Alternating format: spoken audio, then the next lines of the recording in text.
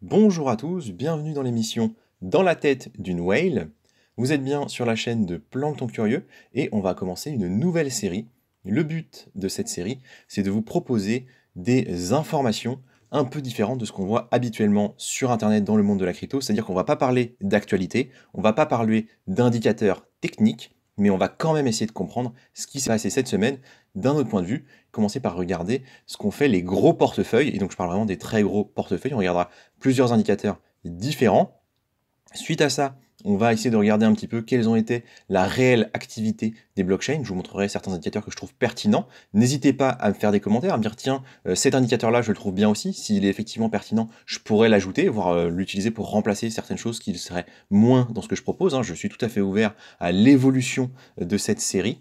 On parlera donc globalement des éléments que je trouve pertinents, que j'utilise du coup pour analyser un petit peu le marché. Je vous invite à me faire des retours. Et du coup, on va commencer dès maintenant avec une petite overview du coup de la capitalisation globale du marché. Donc je trouve que c'est bien pour une petite mise en bouche. Et donc on voit par exemple sur 3 mois qu'on est en hausse. Nous, ce qui va nous intéresser, c'est l'analyse hebdomadaire parce qu'on va faire cette vidéo toutes les semaines pour regarder ce qui s'est passé du coup sur les 7 derniers jours. Et donc là, on voit que la capitalisation globale, elle est plutôt en baisse. Ok, ça c'est juste pour l'intro. Maintenant, on va commencer par les gros portefeuilles.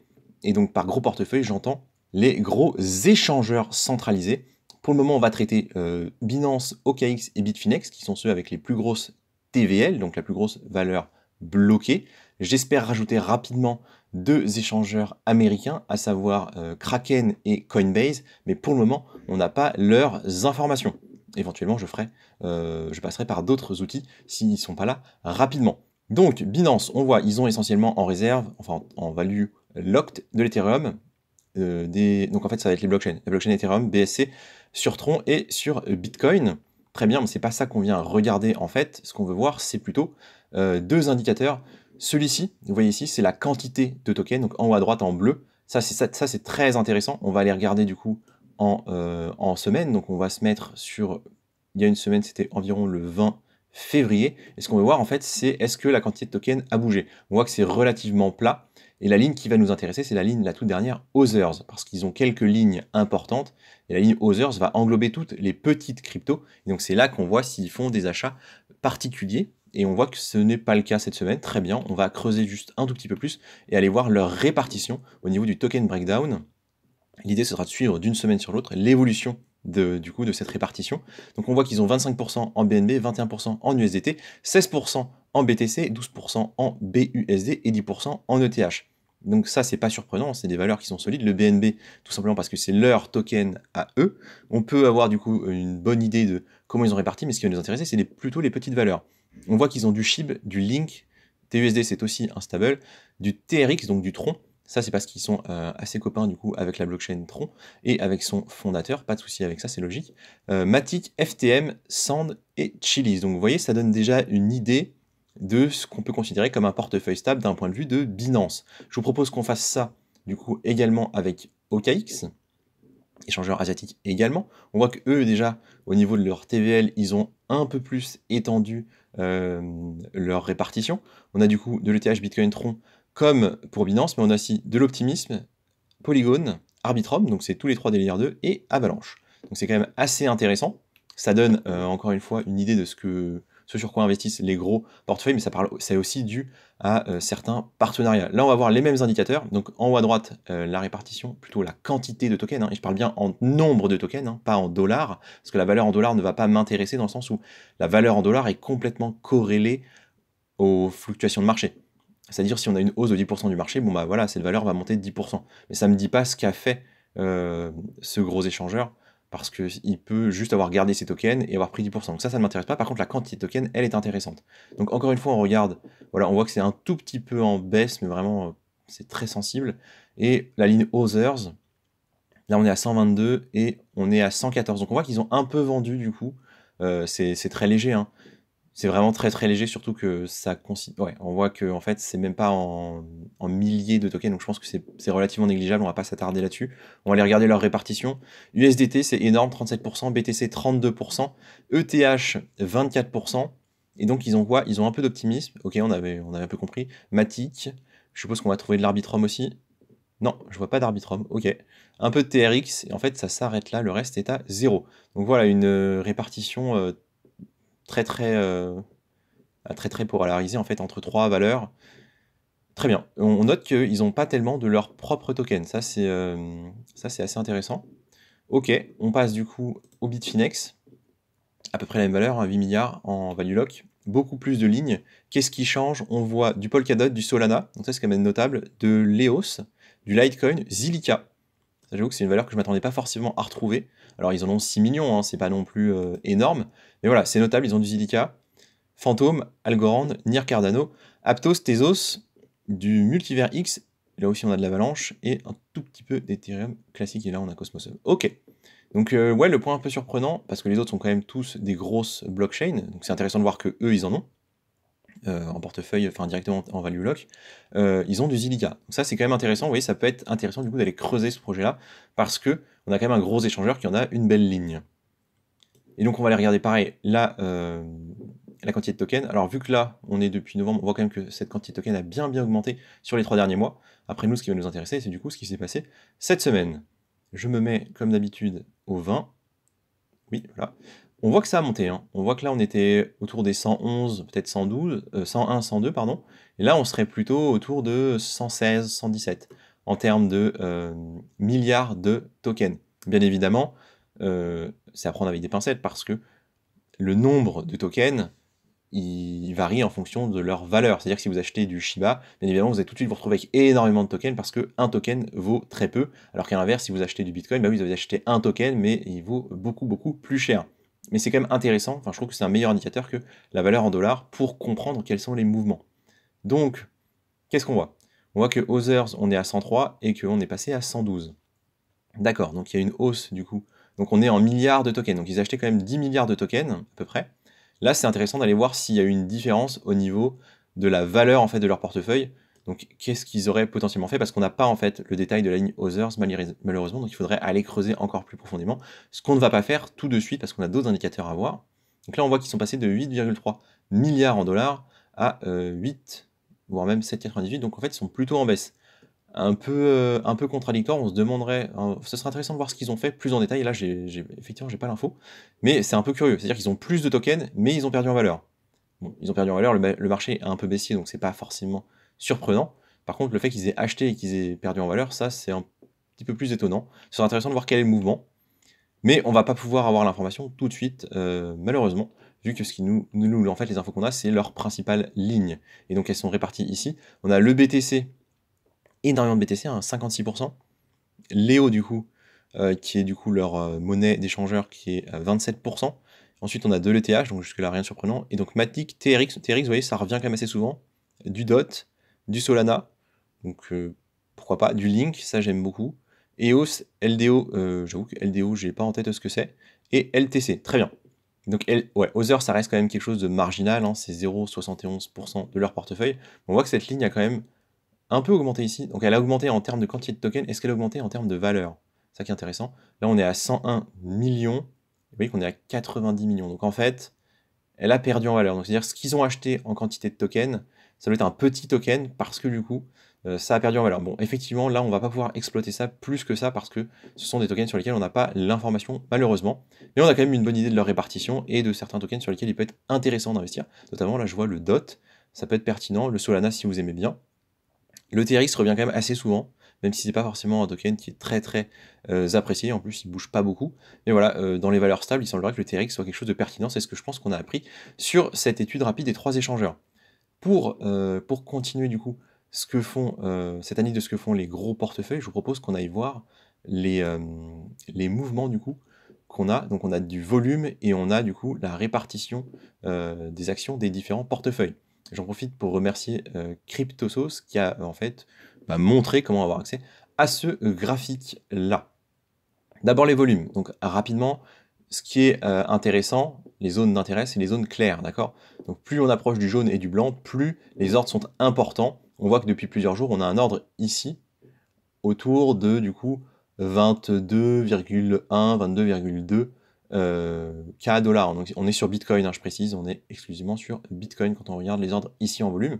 Ok, donc on a en fait un gros support ici, et là on a des petites résistances entre 24 et 25. Bon, pas énormément d'informations. Ici, on n'a pas grand-chose. On voit entre 22 et 24, au final, on n'a pas grand-chose à part cette ligne jaune. Bon, d'accord, on va pas pouvoir avoir plus d'informations ici. Là, on a là, c'est beaucoup plus intéressant, hein. Le gros indicateur de ce que font les whales, c'est ça. Donc c'est sur Binance, il me semble.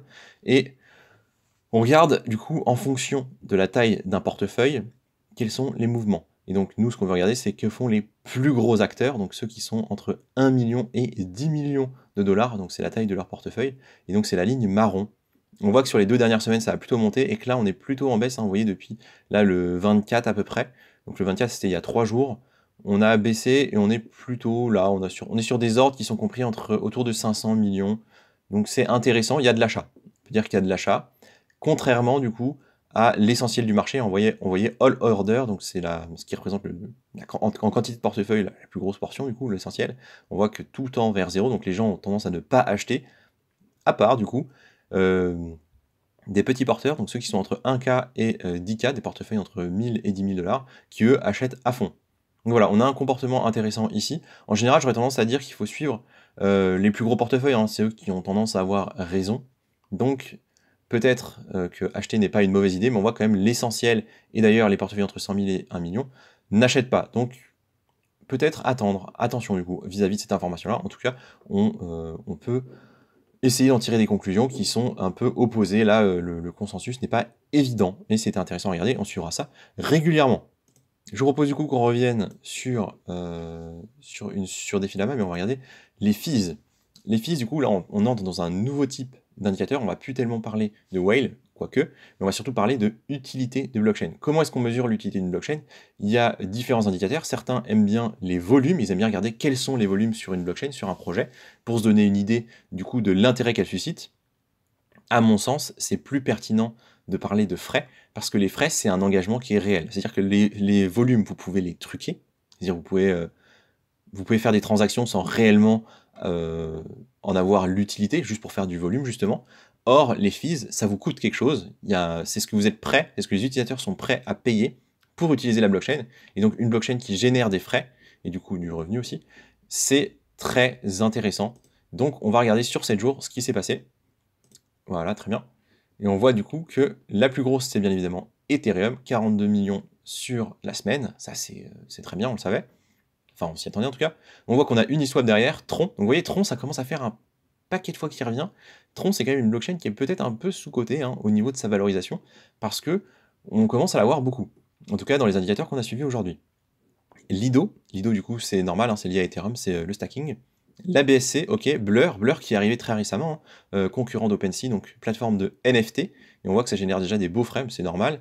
GMX, PancakeSwap, OpenSea. Alors OpenSea, il n'y a pas de token, donc pour le moment on s'en fiche un petit peu, mais notez que sur d'autres échangeurs, enfin sur d'autres échangeurs non, mais sur d'autres plateformes qui relèvent les fees, j'ai pu voir qu'ils avaient beaucoup plus de frais, donc je ne sais pas qui a raison. Pour le moment, ce n'est pas important vu qu'il n'y a pas de token, de toute façon on ne va pas investir dessus, mais voilà, à noter que d'autres sources donnent d'autres valeurs. Pour le reste, ça a l'air d'être à peu près cohérent. Bitcoin, je m'attends à ce que ça monte un peu, hein, du coup, avec la montée en puissance des ordinals, avec du coup des possibilités supplémentaires. On a quoi? On a du SushiSwap, Convex Finance, TradeJodex, ça je ne connais pas, oui, ça peut être intéressant de creuser. Arbitrum, du coup, donc ça c'est intéressant. Level Finance, je ne connais pas non plus.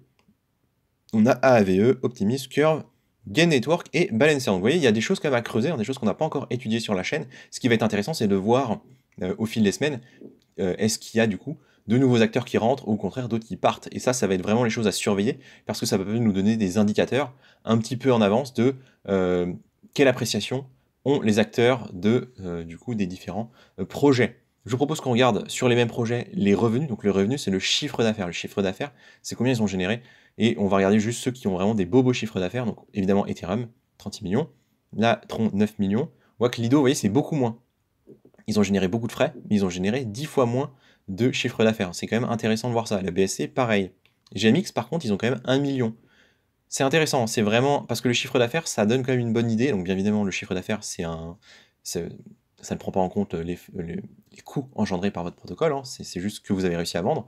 Mais c'est quand même une donnée qui est à prendre en compte, et plus il est élevé, mieux c'est. Donc vous voyez, il n'y en a pas tant que ça qui dépasse le million pour le moment.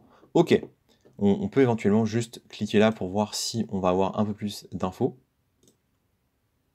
En fait, si, l'idée, c'est surtout de voir est-ce qu'il y a des protocoles qui ont rapporté beaucoup, mais qui n'étaient pas dans notre top. Non, en fait, on voit que ceux qui dépassent le million, il y en a très très peu. Ils sont 3. Et éventuellement, on a Convex Finance qui arrive. Ok.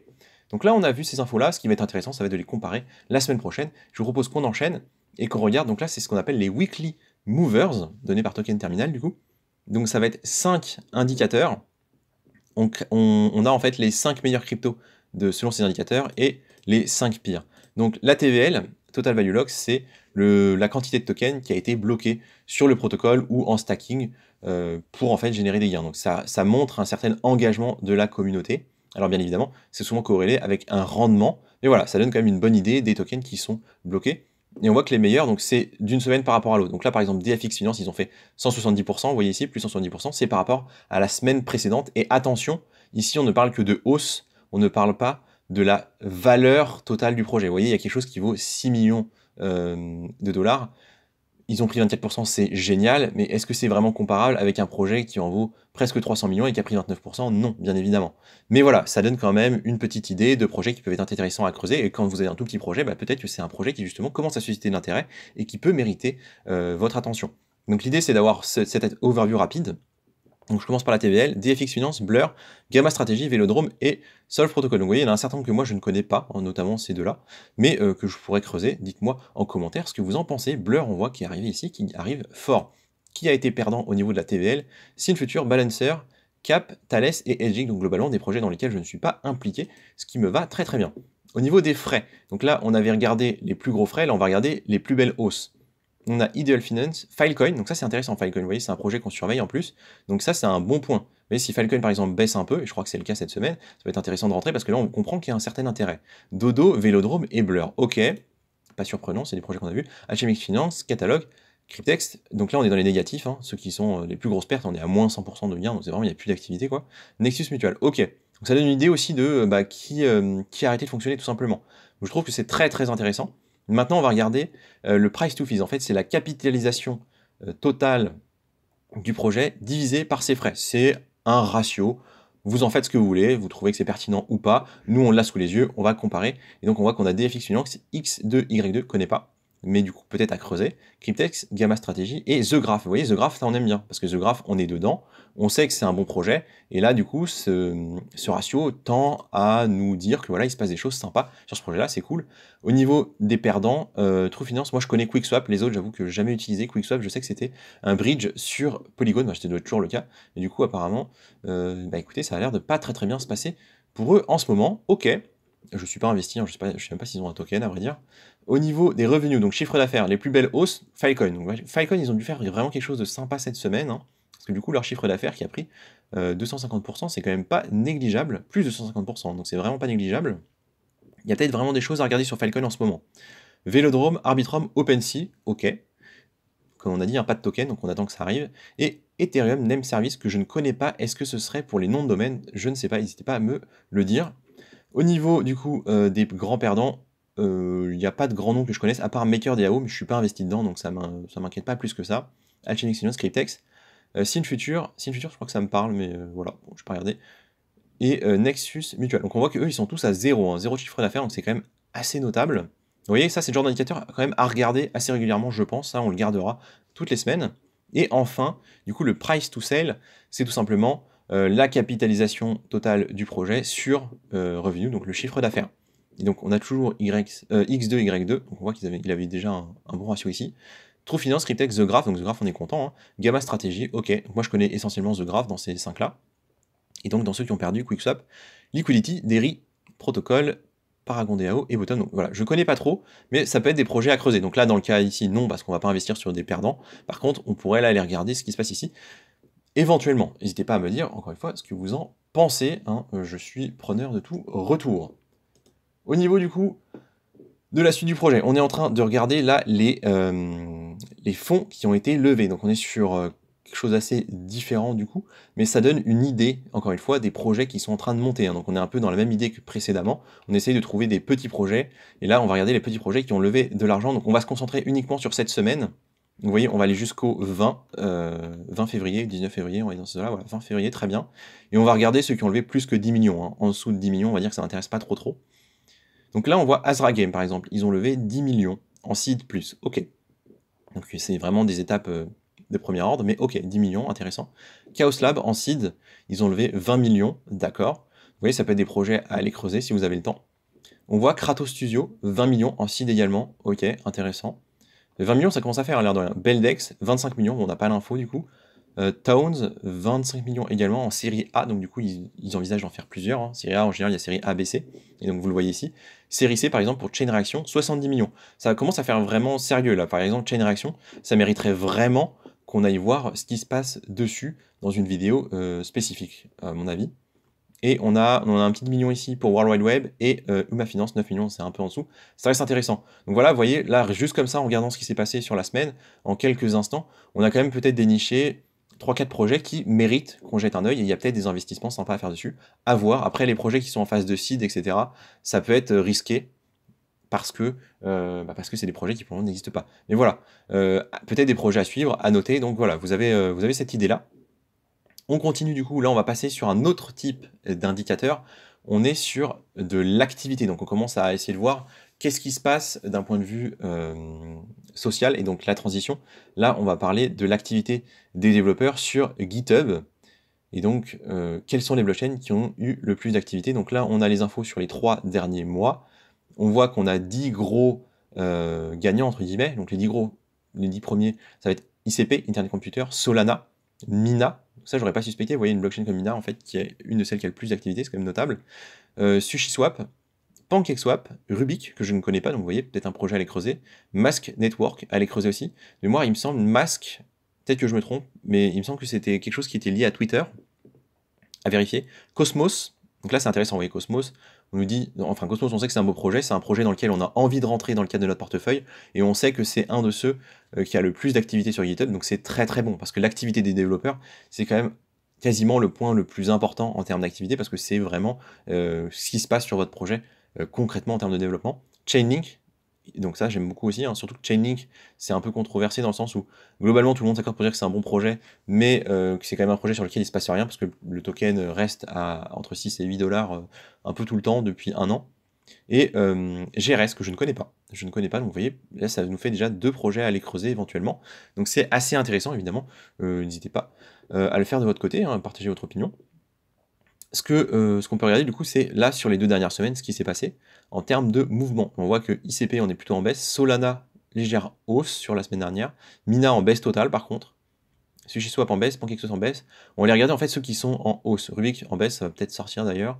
Mask, on voit que ça a l'air d'être flat, mais en fait on n'a pas l'info sur les 7 derniers jours.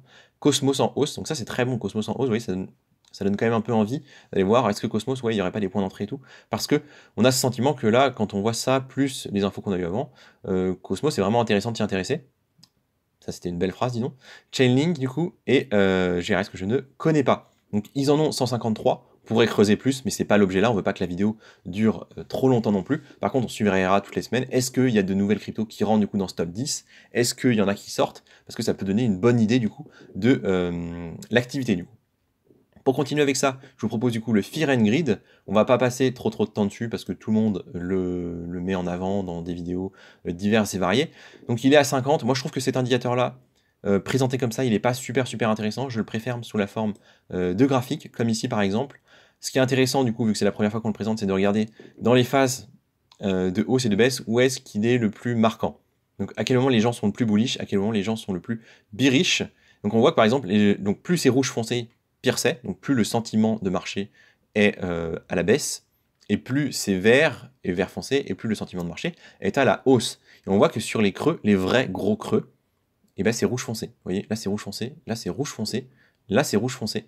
Et donc, ça donne quand même l'impression que quand on est sur une valeur basse et qu'on a du rouge foncé, ben en fait il faudrait plutôt acheter.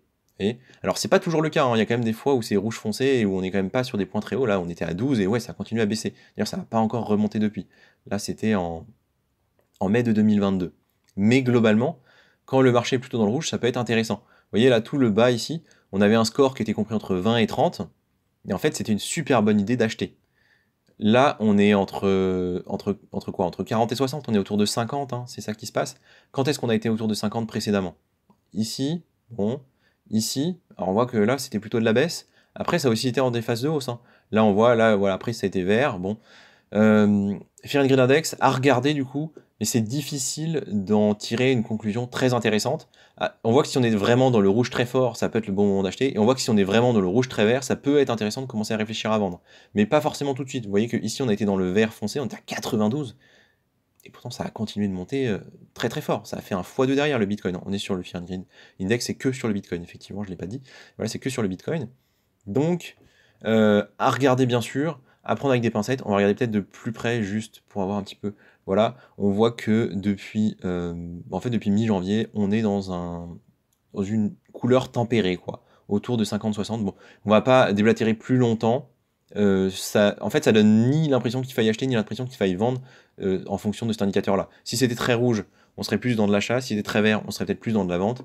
Là, voilà, on est sur une espèce d'entre-deux, une information un peu molle en soi.